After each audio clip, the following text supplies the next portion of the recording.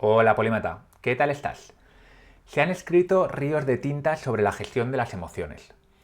Es el tema estrella en muchos libros de autoayuda. Solo hace falta que entres a una librería, te vayas a la sección de autoayuda y eches un ojo. Vas a ver todo el catálogo de emociones posibles y cómo enfrentarnos a ella. Así que yo deduzco que es algo que nos preocupa a todos y por lo tanto he decidido grabar un vídeo, grabar un capítulo específico sobre el origen de las emociones, que es lo que más me interesa. Algunas religiones y filosofías de vida han etiquetado las emociones como buenas o como malas. Sin ir más lejos, el cristianismo, la que nos pilla más de cerca a casi todos, tiene entre sus 7 pecados capitales a la envidia y a la ira. ¿Pero por qué? ¿Existen las emociones malas? Hoy voy a rascar la superficie y voy a intentar llegar al meollo de la cuestión. ¿Por qué existen las emociones? ¿Tienen alguna utilidad? Empecemos. Esto es Polímatas. Conocimiento, razón y aprendizaje. No puedo dejar de mirarla. Su largo pelo castaño, su nariz respingona, su grácil forma de andar. No veo el momento para tenerla entre mis sábanas, sentir la presión de su cuerpo y el deseo en su mirada. Me siento eufórico. No podría ser más feliz. Mientras tanto, bajo mi piel, mis neuronas segregan dopamina y mi corazón se acelera. La dopamina estimula la liberación de testosterona. Cada vez estoy más excitado. No puedo pensar en otra cosa. Todo lo que no tenga que ver con ella me es indiferente. Hoy, nada más levantarme, fantaseaba con su cuerpo. Me sentía a tope de energía y eufórico solo de pensar que en unas horas estaríamos abrazados en el parque.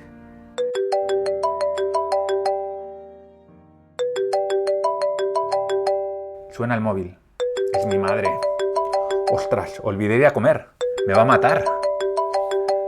Si no te has sentido identificado con esta escena, es que no has tenido adolescencia. El enamoramiento es un popurrí de emociones. Excitación sexual, felicidad, euforia, ansiedad. O como dirían los evolucionistas, es un conjunto de programas para optimizar la evolución de tus genes.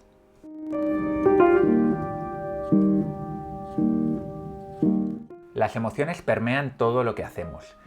Incluso cuando pensamos que tomamos decisiones racionales y meditadas, estamos motivados por las emociones que se infiltran y a menudo sabotean nuestros planes. Filosofías como la estoica o la budista han buscado anular o en cierta manera restringir esas emociones, la expresión de esas emociones, porque podríamos decir que las consideran inadecuadas para los objetivos que buscamos en la vida. Y lo mismo han hecho muchas religiones. Un ejemplo, como ya he dicho, es el cristianismo, que tiene a la ira entre sus 7 pecados capitales. Y si nos acercamos a nuestra librería favorita, veremos que hay libros de autoayuda que dibujan el miedo, la ansiedad, la depresión, como emociones que hay que evitar, incluso a veces como enfermedades. En cierta medida, todos pensamos que las emociones es algo que debemos gestionar. Por ejemplo, no está bien visto que en medio de una reunión de trabajo tengas un ataque de ira. Y tampoco se vería muy bien que en una comida familiar te dejes llevar por tu deseo sexual. Me atrevería a decir que el control de las emociones es uno de los triunfos de la civilización. Cuando vemos en las películas esos festines medievales, con el vino a espuertas derramado por la mesa, esos cochinillos enteros encima de bandejas de barro, las prostitutas en las rodillas de los nobles, ligeritas de ropa, ese tipo de escenas nos causan una ligera repugnancia, que por cierto también es una emoción. Por otro lado, tengo la sensación de que en las últimas décadas predomina la creencia de que no debemos reprimir nuestras emociones. Los hombres deben llorar, las mujeres deben dejar fluir su líbido sexual y también se está intentando quitar el estigma de algunas de las emociones más oscuras, como puede ser la depresión. Incluso también hay quien piensa que la ira debe tener su lugar, tiene su función. Y mientras las modas morales van y vienen, aquellas modas que nos dicen qué debemos exteriorizar y qué no debemos exteriorizar, qué debemos reprimir, en realidad las emociones siguen igual que hace 50.000 años. La realidad es que las emociones no han cambiado. Lo que ha cambiado es nuestra forma de expresarlas, que se adapta al contexto cultural en el que vivimos.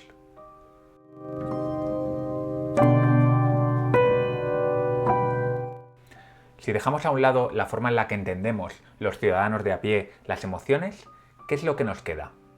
Lo más importante para comprender cualquier fenómeno es conocer su origen. A partir de ahí podemos deducir casi todo lo demás. Por eso me gusta recurrir a la psicología evolucionista para explicar estos temas, porque va al meollo de la cuestión. Los psicólogos evolucionistas tienen claro que las emociones existen, están ahí, porque nos han ayudado a lo largo de nuestra historia evolutiva a sobrevivir y a reproducirnos. En concreto, como digo siempre, han ayudado a la propagación de nuestros genes, ya que nosotros no somos lo importante, sino nuestros genes, que son los que se propagan a lo largo de la historia evolutiva. Aquellos genes que dan forma a ciertas emociones que han sido adaptativas han sido los que han permanecido durante millones de años con la especie humana. Para un psicólogo evolucionista, las emociones son como programas de software, que cumplen ciertas funciones concretas.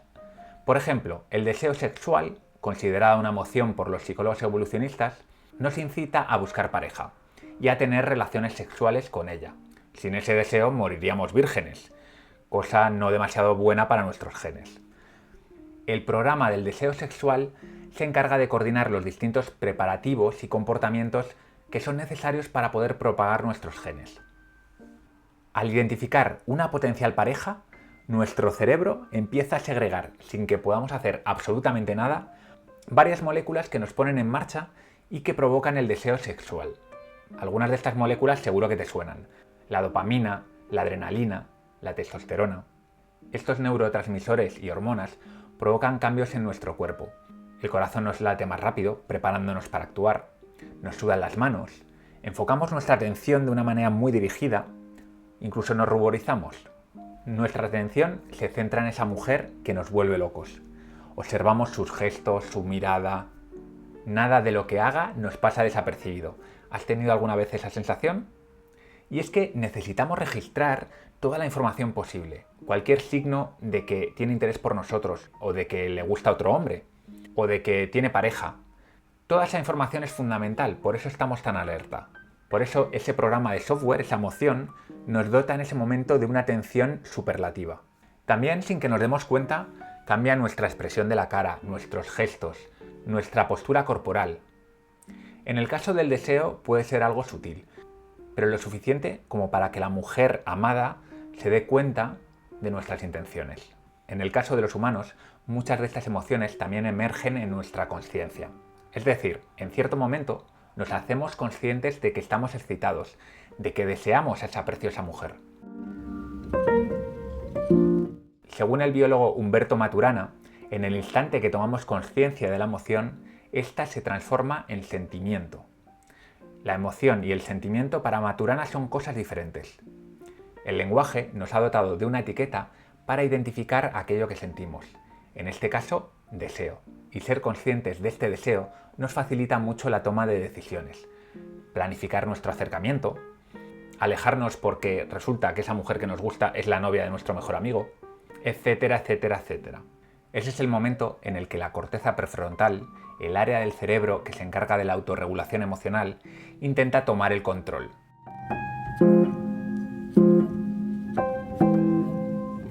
Hay muchas clasificaciones de emociones. Si te vas al artículo de la Wikipedia relacionado con las emociones, verás que hay 5, 6, 10 teorías diferentes con distintas clasificaciones emocionales. Pero la que nos interesa hoy es la clasificación que hacen los psicólogos evolucionistas. Esta clasificación se centra en que las emociones resuelven básicamente 3 tipos de problemas: la supervivencia básica, la vida en grupo, la vida en sociedad, y la reproducción. Y resulta que tenemos programas, emociones, que intentan resolver cada uno de estos problemas. Así de maravillosa es la evolución. Una cosa muy curiosa es que los evolucionistas entienden sensaciones como el hambre, la sed, el dolor físico, como emociones primarias, como emociones que nos ayudan a sobrevivir. Estas emociones, que compartimos prácticamente con todos los seres vivos, nos ayudan a evitar un daño, por ejemplo el dolor, a perseguir oportunidades. El hambre y la sed nos hacen levantarnos, nos hacen movernos, ir a cazar, a recoger tubérculos, a buscar agua dulce para beber, en definitiva, a mover el culo para conseguir sobrevivir. Como animal social y cultural que somos, las emociones adaptativas para la vida en grupo son muchas y variadas. Por ejemplo, los celos son una emoción para intentar alejar a los competidores sexuales. La ira obliga a los demás a respetar tu jerarquía dentro del grupo. Y así podemos ir repasando todas y cada una de las emociones sociales y veremos que todas ellas cumplen su función para mantener el estatus dentro del grupo, para mantener la cohesión del grupo, etcétera, etcétera, etcétera. Y como te puedes imaginar, todas estas emociones van acompañadas de expresiones faciales y corporales, porque las emociones tienen también como función mandar determinadas señales al resto del grupo. Por ejemplo, la expresión de miedo indica al resto de compañeros que hay un riesgo en el entorno. También he mencionado a la ira. La ira nos hace fruncir el ceño, nos hace abrir la boca, hablar más alto. Son señales que estamos mandando a los demás de que cuidado, que como sigan por ese camino pueden tener problemas. Y todo ello sin mediar una sola palabra. Eso es lo interesante también de estas expresiones. Que por cierto, tal y como ha sido investigado por muchos antropólogos, estas expresiones son muy similares entre todas las culturas y todas las sociedades del mundo. Y como ya hemos visto, existen emociones relacionadas con la reproducción. Según los psicólogos evolucionistas, la faceta más importante de la vida es la reproducción. Y por lo tanto, las emociones relacionadas con la reproducción son emociones muy fuertes. El deseo sexual, los celos, el amor de pareja, el amor por las crías, son emociones todas ellas que nos incentivan a buscar relaciones, a cuidar de la prole y a cuidar de nuestra pareja. El amor, sin ir más lejos, es una emoción para mantener la unión con nuestra pareja, porque para poder traspasar nuestros genes necesitamos que nuestra unidad familiar esté unida, necesitamos que la mujer esté protegida durante el embarazo, necesitamos que las crías estén protegidas durante su niñez, y por lo tanto estas emociones como el amor por la pareja, el amor por los hijos, son fundamentales para el traspaso de nuestros genes. Cuando una madre dice que daría la vida por sus hijos, no exagera. Las madres humanas y de otros animales tienen un instinto de protección muy fuerte porque la propagación de sus genes depende de ello. Si pierde a sus hijos, no les será nada fácil reemplazarlos. Por contra, el hombre puede tener multitud de hijos con multitudes de mujeres y por lo tanto no tiene un apego tan importante hacia sus hijos.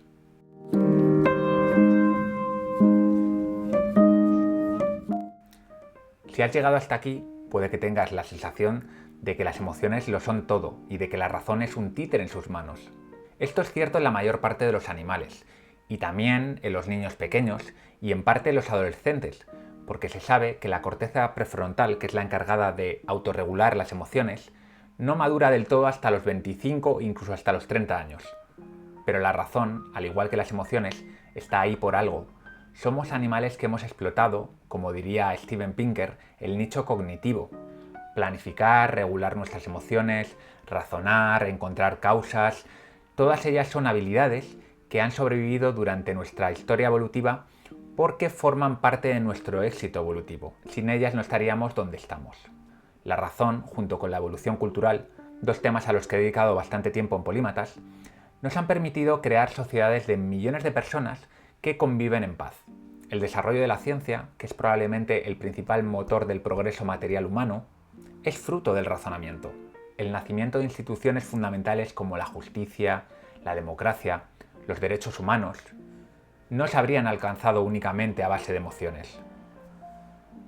Pero las emociones son fundamentales, porque funcionan como un acicate para que hagamos lo que tenemos que hacer. Nos motivan a pedir perdón cuando hemos metido la pata, cuando hemos hecho daño a alguien. Nos motivan a seguir con nuestra pareja a pesar de tener nuestros altibajos. Nos motivan a plantarnos delante de alguien cuando sentimos que se está abusando de nosotros. Y también nos motivan a defender a nuestros hijos del ataque de un león a costa de nuestra propia vida. Incluso emociones como la depresión, la ansiedad o la tristeza tienen su razón de ser, al menos desde el punto de vista evolutivo. Recuerda que lo que nos ayuda a sobrevivir o a reproducir nuestros genes no tiene necesariamente nada que ver con aquello que nos hace sentir bien.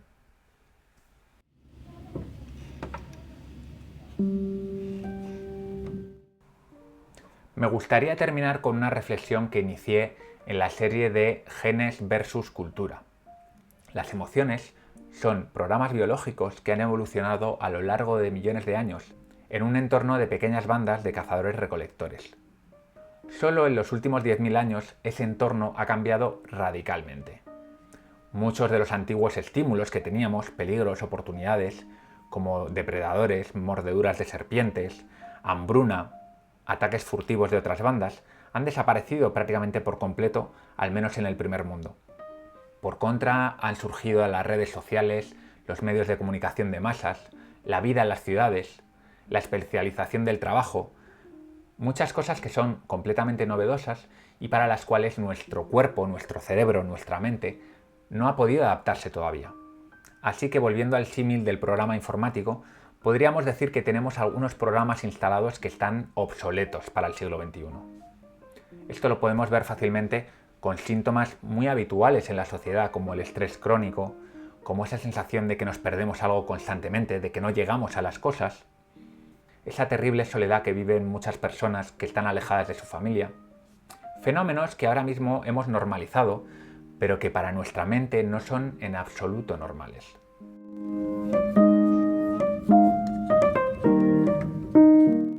Pues nada, polímata, hoy te entrego este capítulo importante, aunque breve, para que reflexiones sobre él, porque es un tema que de verdad es muy importante. Y para terminar, solo quiero recordarte que si quieres estar al tanto de todo lo que está ocurriendo en Polímatas y algunas cosas que no publico en ningún sitio, lo que tienes que hacer es irte a polímatas.com con Y y suscribirte a la newsletter Píldoras de Sabiduría. La newsletter te llegará todos los domingos a las 8 de la mañana. Soy Val Muñoz de Bustillo, sin más me despido, que tengas muy buena semana.